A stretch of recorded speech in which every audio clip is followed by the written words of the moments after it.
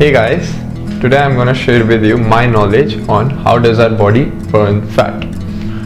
I have studied about this in my university. I've also read some scientific journals and research articles about this. Also, I'll be busting one big myth that we all usually have about fat burning. So before going into the process, we need to understand what is an ATP, adenosine triphosphate. So ATP is a chemical substance in our body which our body breaks down to give us energy. Energy in the sense force of contraction or movements, that kind of mechanical energy. So our body breaks down ATP to give us energy. So think of ATP as the energy currency of the body. No matter what we are doing, eating, sleeping, drinking, running, anything, our body needs ATP. Maybe for the actions that we are voluntarily performing or for the actions that we don't know but are happening in the body. So our body needs ATP throughout the life. So in our body there are three ways to obtain this energy.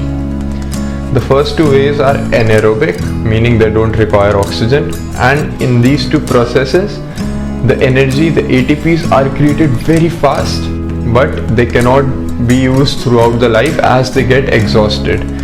The first is anaerobic alactic, which means the body uses creatine to make ATP at a very fast rate, and the second way is anaerobic lactic, in which our body breaks down glucose into lactate to give us energy. These two ways are not important for today as we don't require fats in these two ways as a fuel for our body.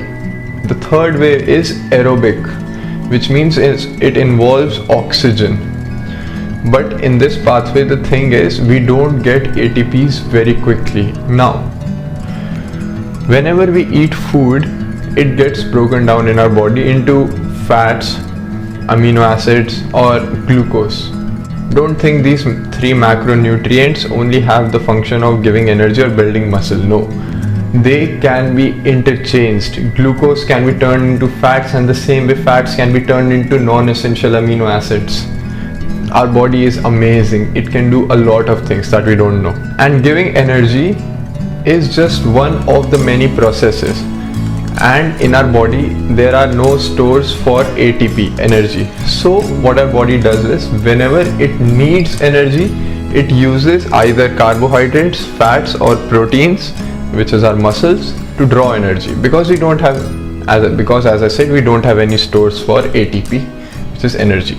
So the main question is, how does our body uses fat as a fuel to obtain ATP? So this happens in the third way of obtaining energy. The first two were anaerobic. The third way is aerobic, which means it involves oxygen. But in this pathway the thing is we don't get ATPs very quickly. It takes time, but its advantage is that it gives a lot of ATP. You must have heard that fats give more calories than carbohydrates. It's true, but fats take more time to get used as a fuel. Now, how does our body uses fat? So the main thing that depends on which fuel is being used is remember this is the main thing, intensity of the activity that you are doing.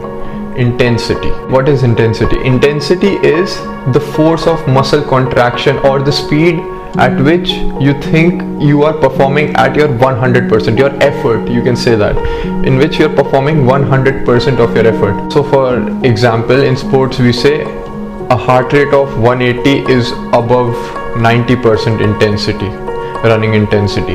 Another example is while lifting weights, the maximum intensity or the maximum effort that we can put is 100%. For example, my best in squats is 120 kgs. That is my maximum strength. So my maximum intensity will be at 120 kgs. Now, intensity is not the only thing that will make your body burn fat, but it is the most important thing. There are other factors as well, such as duration, which is second most important, and then small factors such as climate, genes, hormones, etc., etc. But the main thing is intensity.